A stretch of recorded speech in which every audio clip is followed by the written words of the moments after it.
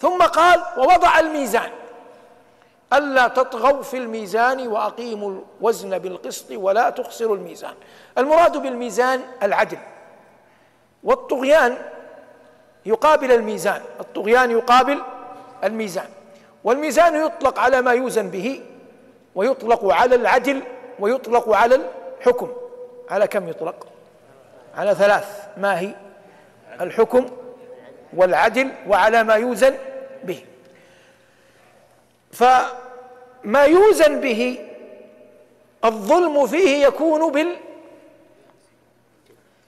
بماذا؟ لا، في المكيال التطفيف، بالبخس، يكون فيه بالبخس. أنت الآن شخص يشتري منك بالميزان فتريد أن تظلمه تبخسه، فإذا بخسته ماذا؟ ظلمته. إذا قلنا الميزان ما يوزن به فالطغيان فيه يكون بالبخس. وإذا قلنا إن الميزان هو العدل فإن الطغيان به يكون بالجور، وإذا قلنا إن الميزان هو الحكم فإن الطغيان به يكون بالتحريف، إمالة الحكم تحريفه طغيان فيه، والجور طغيان عن العدل، والبخس طغيان عما يوزن به. قال جل ذكره وأقيموا الوزن بالقسط. التعامل مع الميزان يكون بأي جارحة؟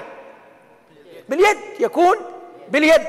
لن تقيم الميزان بيدك حتى يتعادل يتكافأ إلا إذا أقمت القسط أين؟ في قلبك.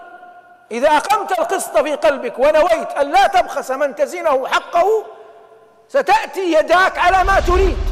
لكن إن لم تكن تريد القسط أصلا في قلبك، لم ترد أن تعدل، لن تقوم يداك بأن تعدل. ولهذا جمع الله جل وعلا ما بين هذا وهذا، قال أصدق القائلين وأقيموا الوزن بالقسط.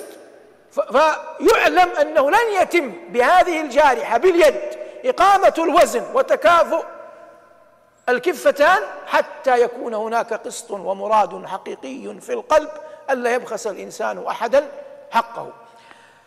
والأمر بإقامة الميزان عموما أمر بإقامة العدل، وقد جاء في الخبر بالعدل قامت السماوات والأرض. وأمر من ولي أمر المسلمين في السابق واللاحق في كل عصر وكل مصر بأن يعدل بين الناس. والعدل من أعظم المشاق التي كلف الله جل وعلا بها الحكام والأمراء والولاة والقضاة على وجه الخصوص. وكذلك من يمارس البيع والشراء مع الناس. وقد كان في زمن الراشدين وزمن الأمويين الموالي هم الذين غالبا يكونون في المتاجر، فكان الميزان بين أيديهم.